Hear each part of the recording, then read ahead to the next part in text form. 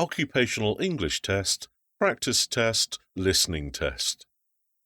This test has 3 parts. In each part you'll hear a number of different extracts. At the start of each extract, you'll hear this sound. You'll have time to read the questions before you hear each extract, and you'll hear each extract once only. Complete your answers as you listen. At the end of the test, you'll have 2 minutes to check your answers. Part A. In this part of the test, you'll hear 2 different extracts. In each extract, a health professional is talking to a patient. For questions 1 to 24, complete the notes with information you hear. Now, look at the notes for extract 1.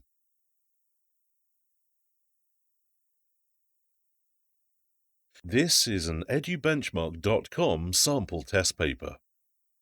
Extract 1. Questions 1 to 12. You hear a GP talking with a woman, Teresa Young, complaining of worsening tiredness. For questions 1 to 12, complete the notes with a word or short phrase. You now have 30 seconds to look at the notes.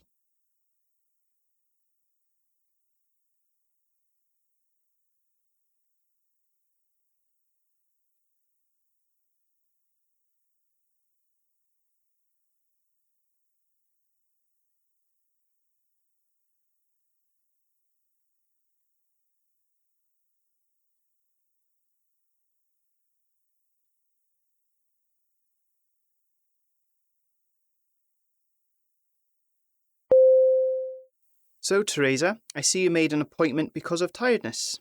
Yes, that's right. So let's start off with you telling me a bit about when and how this all started. Well, it all started, I would say, about 3 months ago when I was late to work after sleeping through my alarm clock, despite having had an early night. I remember that day clearly because it was the first time being late for work in 30 years. That is quite an accomplishment. And since that day? Well, since then I've been feeling tired most of the time, regardless of how much sleep I get. I mean, I'm struggling to make it through a full shift at work, and I only work from 9 a.m. to 3 p.m. Yes, you're a hairdresser, right? Yes, so a couple of days ago I fell asleep during my lunch break and my manager told me to get checked out by the doctor. So that's why I'm here. Also, I've not got much of an appetite. So you mentioned being tired no matter how much sleep you get. How many hours would you say you are sleeping a day? I've been sleeping around 14 hours a day, which is far more than the 7 hours I was sleeping a few months ago. I mean, it didn't suddenly switch to 14 hours, though. It's just been gradually increasing over the last few months. And what about the quality of your sleep? Do you wake frequently? I don't remember waking frequently. I seem to sleep pretty well. Okay, and you mentioned a change in appetite. Sorry, when did it change? Well, my appetite is generally pretty good, but for the last 4 to 6 weeks, it's definitely decreased. I don't feel nauseated or anything like that, no vomiting. I just seem to feel full quicker than usual. For instance, I might have a piece of toast and then feel like I don't need anything else for another 6 to 8 hours. And any change in bowel movement since you noticed this change in appetite? No, my bowels haven't really changed. I go on average once a day and there's no blood or anything. And aside from the tiredness and change in appetite, how have you felt? I've been fairly well otherwise, no recent colds or anything like that. I sometimes feel hot and sweaty at night and have woken up due to it on a few occasions, but night sweats are normal at my age, right? I think I'm a little stressed about sleeping at work, but my mood is generally pretty good. And any ongoing medical problems? Yes, I have some eczema, but no other medical problems. I don't take any medication. I have one last question that might seem a bit weird, but please bear with me. Have you noticed any strange bruises? Well, now that you mention it, I have noticed a few weird bruises in random spots where I don't remember hurting myself. There was 1 or 2 last week, but this week there are about 6. Yes, I can see multiple patches of petechial bruising across the limbs and trunk, as well as conjunctival pallor. So given your symptoms, there are quite a few systems we need to examine, particularly your gastrointestinal, given the reduced appetite and tiredness, the lymphoreticular because of the night sweats and early satiety, and your cardiovascular because of the tiredness. This is going to require quite a few studies to be performed. For starters, a full blood count, a blood film, and coagulation studies. Do you think this is something? This is an edubenchmark.com sample test paper.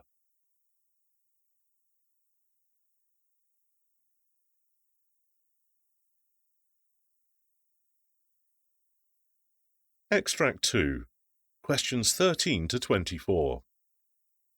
You hear a doctor in the A&E talking with a woman, Emily Campbell, presenting with chest pain. For questions 13 to 24, complete the notes with a word or short phrase. You now have 30 seconds to look at the notes.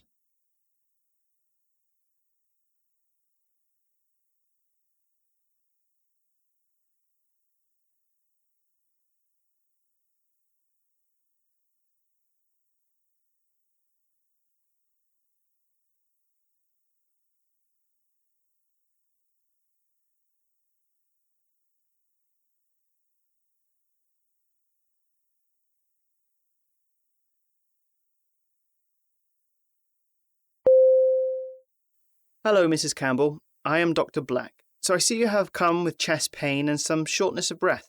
Oh, yes, doctor. I just don't feel quite right. I've had this pain in my chest for a week now, and I've been feeling breathless. And how are you feeling right now? How bad is the pain? I've not had anything like this before, but right now I feel okay. I mean, I've got some niggling pain, but it's settling after some paracetamol, and I'm not breathless at the moment. And so I'm going to ask a few questions about the chest pain. So first question, where is the chest pain and what kind of pain is it? Dull, sharp, crushing, constant or intermittent? The pain is a niggling, sharp pain on the left side of my chest, nowhere else. It's there all the time, and ibuprofen and paracetamol don't take it away completely. I mean, I would say it's about 4 out of 10 at the moment. Does anything make it better or worse, such as deep breathing or leaning forward? Well, when the pain first started, I just sat on the sofa, and I've noticed it's the breathing that bothers me more. I just feel I can't catch my breath. Then when I take a deep breath, the pain is worse. Also, I can just about get up the stairs at home, but I have to sit down and rest if I'm walking more than a couple of 100 metres, which is not like me at all. I've always been very fit. I mean, I've never had any problem with lungs or heart.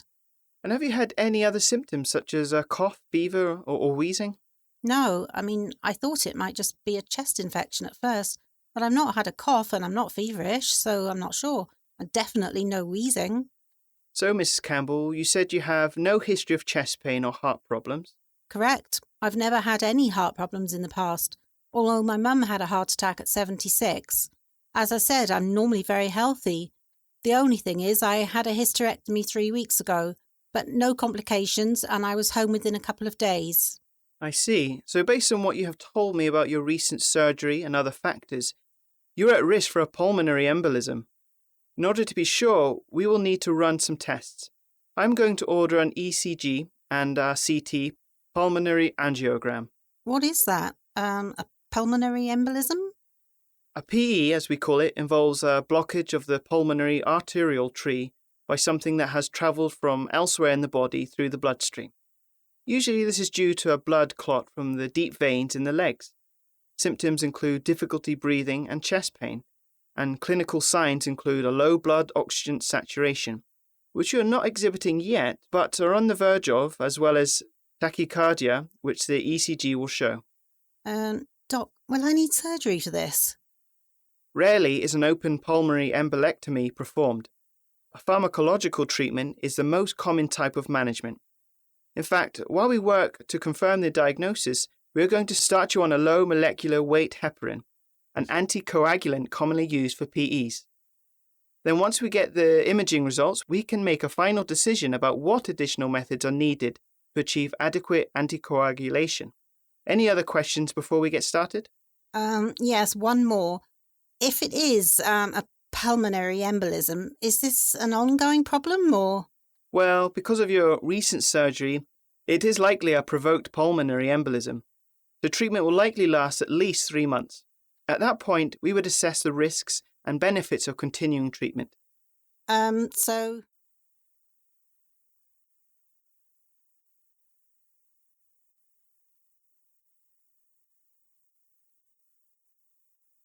That is the end of Part A. Now look at Part B.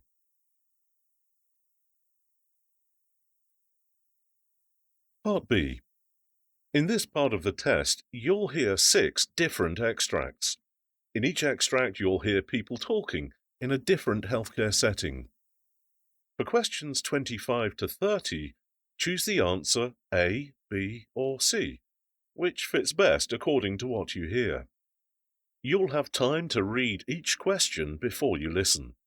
Complete your answers as you listen. Now look at question 25.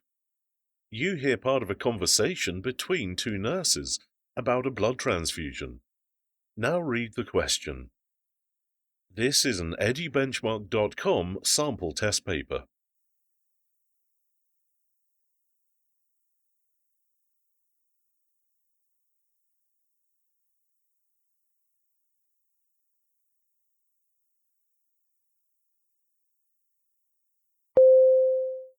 Hey, Mark. Good job communicating with Mr. Simmons. You did a great job putting him at ease with the transfusion. Thanks. Yeah, Mr. Simmons has been through a lot, so I tried to make an extra effort to take things slow, as not to overwhelm him. That's great. I just wanted to mention one thing. When you were collecting the initial blood sample, I noticed that you didn't immediately copy the patient's details from the identity bracelet onto the bottle. You waited to do it until later in the procedure. I did? There are so many different steps in blood transfusion, particularly when it comes to documenting and forms. The initial blood sample with the form, and then later documenting the time and date of infusion, as well as the monitoring. Yes, there's a lot involved, which is why it is important to document every step and to follow the procedure exactly so that you don't forget anything. That way it is possible to go back later if there is a problem. Communication with patient is key, but patient safety always comes first. You're right. Thanks for the reminder.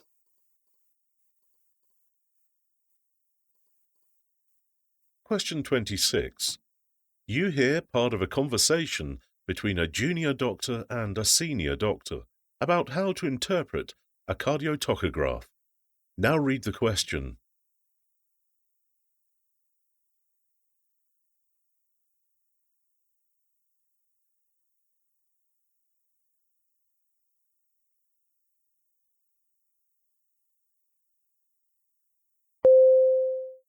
So, Dr. Kyle, now that we have carried out the cardiotachograph, we need to interpret it.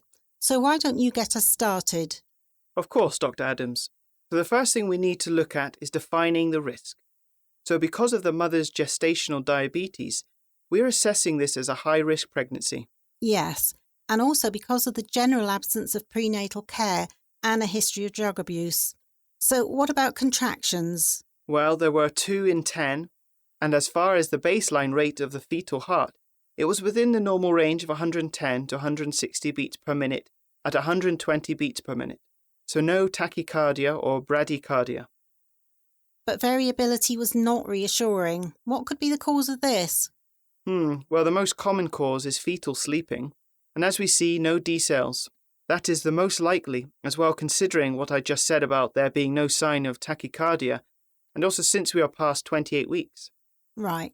So let's see how long the baseline variability could be considered as non-reassuring.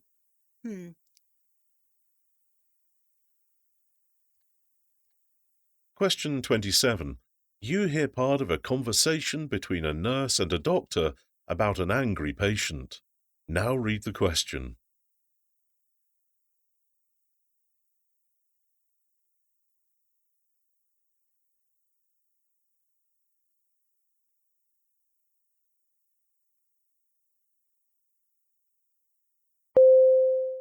Just a heads up, the patient in bed 4 is quite upset. He's been waiting here for a while, his wife still hasn't shown up, and from what I can get out of him, he has a history of anger management issues. Thanks for the info. I could hear him threatening to walk away and to file a complaint because he says no one wants to treat him. Yes, but he is in quite a bit of pain, so not really an option. I tried contacting his wife again, but no answer.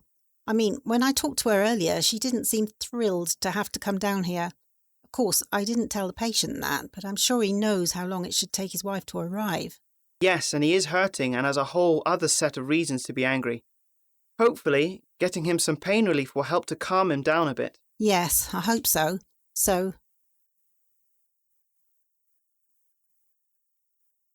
Question 28.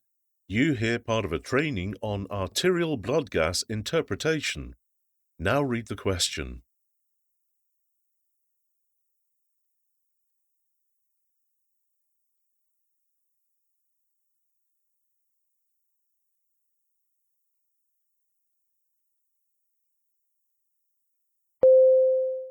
So, arterial blood interpretation is something many medical students find difficult to grasp. I mean, we've all been there, so today I wanted to provide a structured approach to ABG interpretation that will also increase your understanding of the relevance of each result. So, to provide an overview, the real value of an ABG comes from its ability to provide a near immediate reflection of the physiology of a patient, allowing you to recognise and treat pathology more rapidly. So here are the normal ranges for pH, PoCO2, PaO2, HCO3 negative, and base excess. So, before getting stuck in the details of the analysis, it's always important to look at the patient's current clinical status, as this provides essential context to the ABG result. I'm going to go through a few examples to demonstrate how important context is when interpreting an ABG. So the first example involves a normal PaO2 or oxygenation in a patient on high-flow oxygen. So this is abnormal, as you would expect the patient to have a PaO2 well above the normal range with this level of oxygen therapy. So the next. Question 29. You hear a doctor taking a medication history of a patient. Now read the question.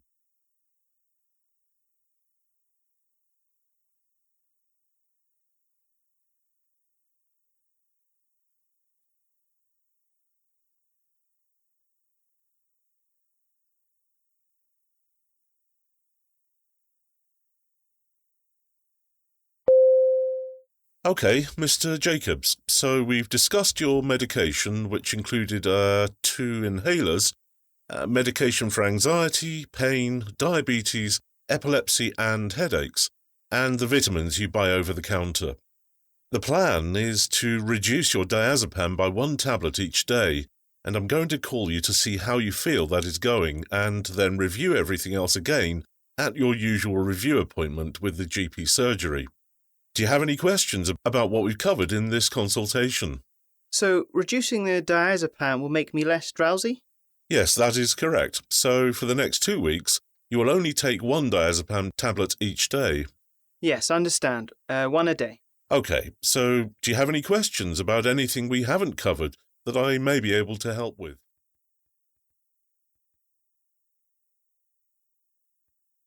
Question 30. You hear part of a conversation between a junior doctor asking for assistance with a recently admitted patient. Now read the question.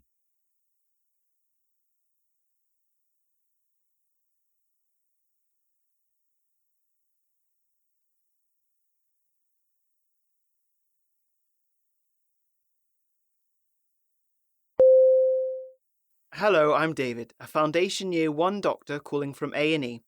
I'm calling about a patient called Jane Adams, a 62-year-old lady who arrived 15 minutes ago with a suspected stroke and needs an urgent review by the neurosurgical team. Yes, please go ahead with the background. Mrs. Adams presented with acute onset dysarthria, left-sided limb weakness and inattention. Her past medical history includes a TIA 2 years ago, hypercholesterolemia, and atrial fibrillation. She's anticoagulated and her admission INR is 4.8. A head CT demonstrates an intercerebral hemorrhage in the right hemisphere with some associated mass effect and midline shift. We are currently administering Beriplex, but the patient does appear to be becoming more drowsy. The patient appears to be neurologically deteriorating. Are you able to come and review the patient now? In the meantime, are there any other treatments or investigations you would want us to get started on? Well,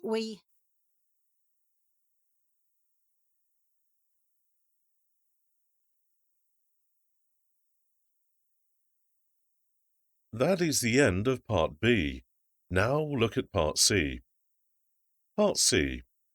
In this part of the test, you'll hear 2 different extracts. In each extract, you'll hear health professionals talking about aspects of their work.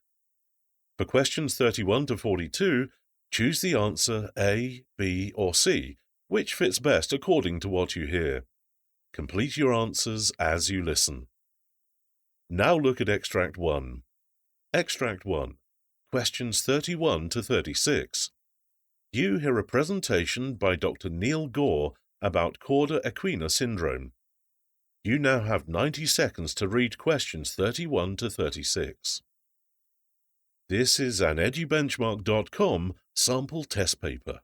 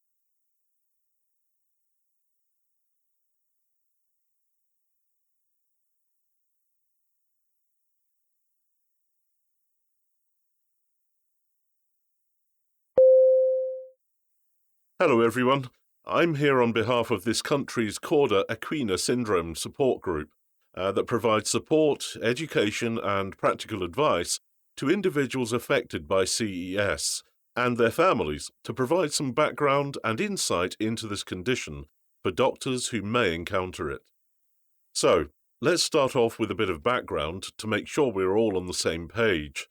So, annually, Cauda equina syndrome, or CES, is believed to newly affect about one person per 33,000 to 100,000 people.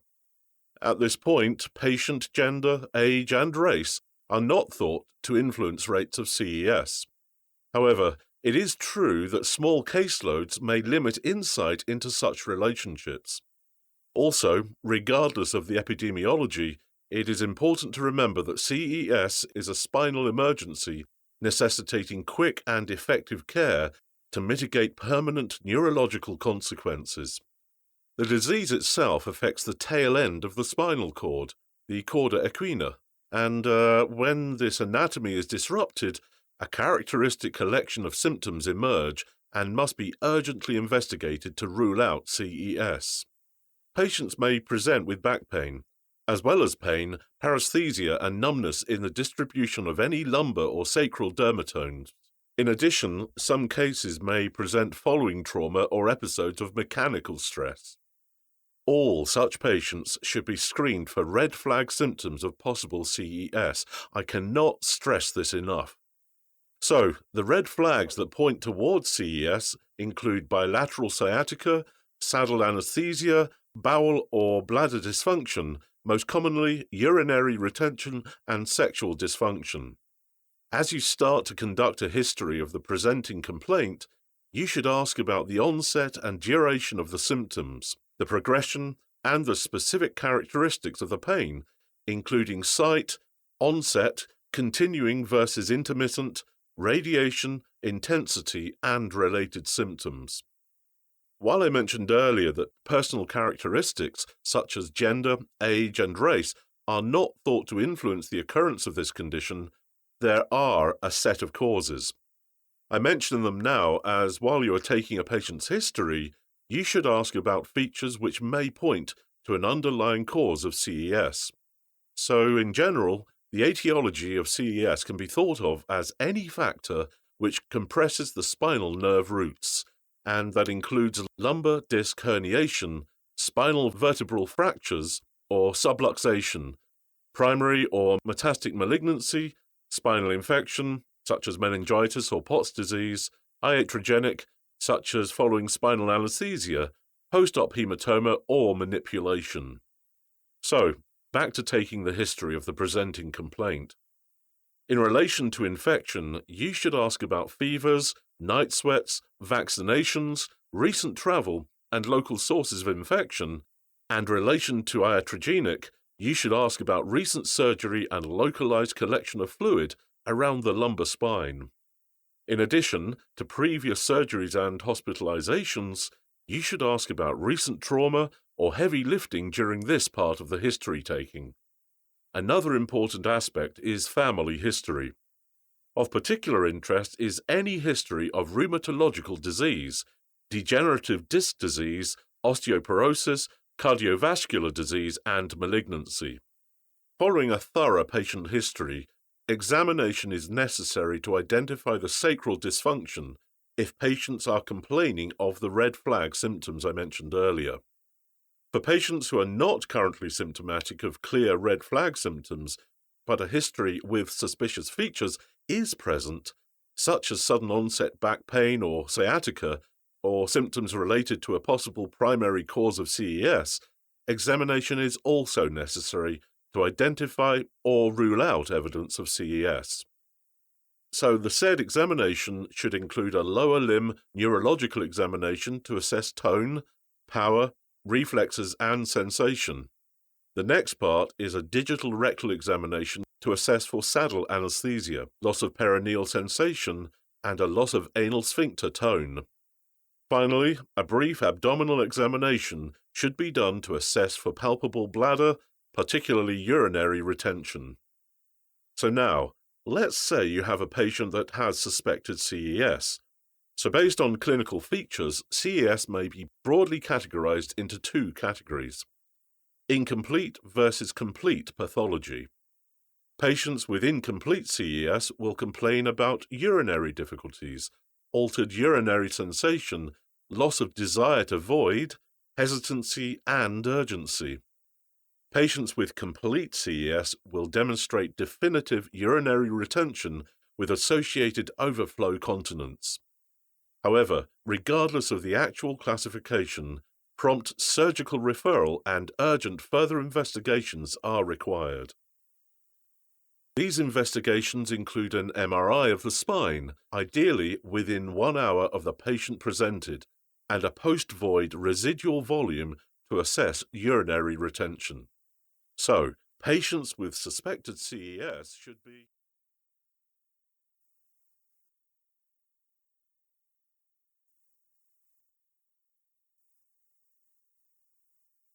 Now look at Extract 2. Extract 2.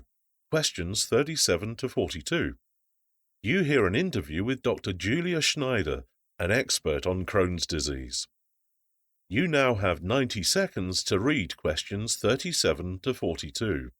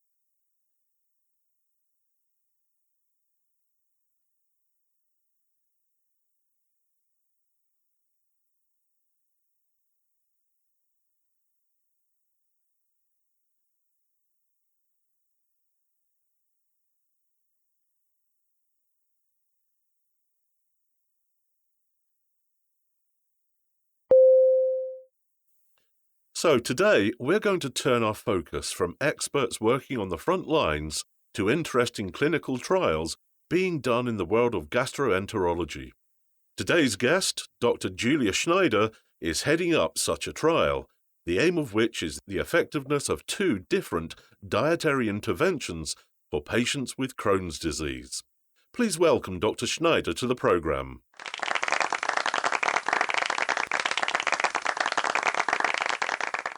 Thank you very much for joining us, Dr. Schneider. It is a pleasure to be here. I don't get a lot of opportunities to talk about my work outside of the lab, My teenagers just start to roll their eyes once I start talking about data analysis and clinical trial this and that. I think they like it. I think they liked it better when I worked directly with patients. Well, we are delighted to have you here. I was hoping that before getting into your clinical trial, you could give us some background about Crohn's disease and current treatments for it. Of course.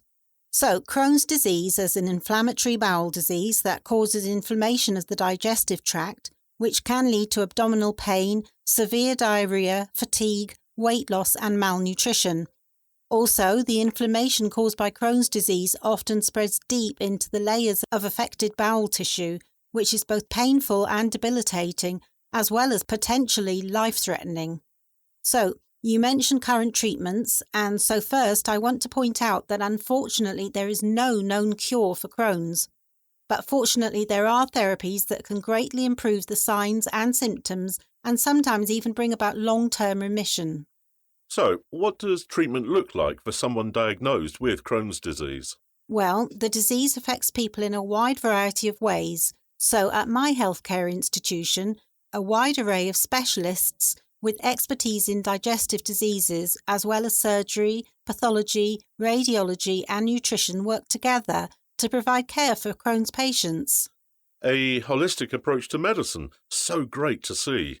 And one last question before getting into your research. What is the cause of Crohn's disease? Well, the exact cause remains unknown. Previously, diet and stress were suspected, but now doctors know that while these factors may aggravate and bring on symptoms, they do not cause the disease. So a number of factors, such as heredity and a malfunctioning immune system, likely play a role in its development. For example, we know that Crohn's is more common in people who have family members with the disease, so genes may play a role in making people more susceptible.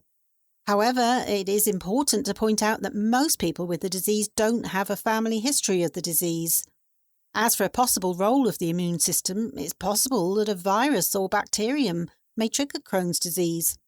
This may seem strange considering we're talking about the bowels, but you have to consider that when your immune system tries to fight off an invading microorganism, an abnormal response causes the immune system to attack the cells in the digestive tract as well.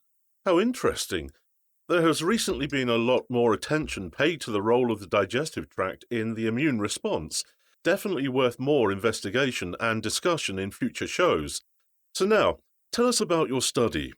Well, as you said at the beginning, it is designed to compare the effectiveness of two dietary patients with Crohn's, the first being the specific carbohydrate diet and the other being the Mediterranean-style diet. The two diets will be compared in terms of their ability to resolve both the symptoms and bowel inflammation that characterise this debilitating disease. So, I think viewers are likely somewhat familiar with the Mediterranean-style diet due to all the media coverage of it lately, but perhaps not with the specific carbohydrate diet. Can you tell us a bit about it? Of course. So, it was developed by a paediatrician originally as a treatment for celiac disease, and then later others started to experiment with it in the treatment of other inflammatory bowel diseases, and it is a grain-free diet that is low in sugar and lactose. So, examples of prohibited foods on the specific carbohydrate diet include sugar, molasses, maple syrup and similar products, all grains, starchy tubers like potatoes and turnips, and all milk and products high in lactose like mild cheddar and ice cream. Wow, that includes quite a lot of foods.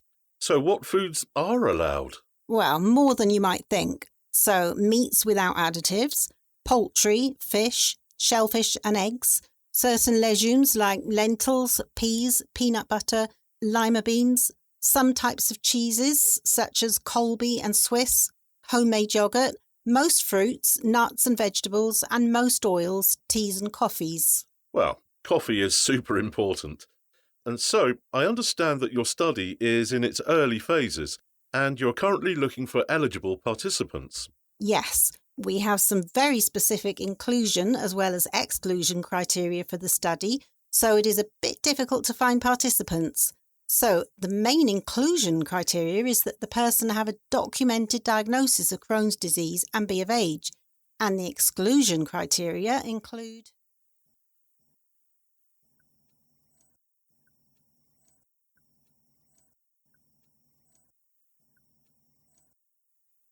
That is the end of Part C. You now have 2 minutes to check your answers.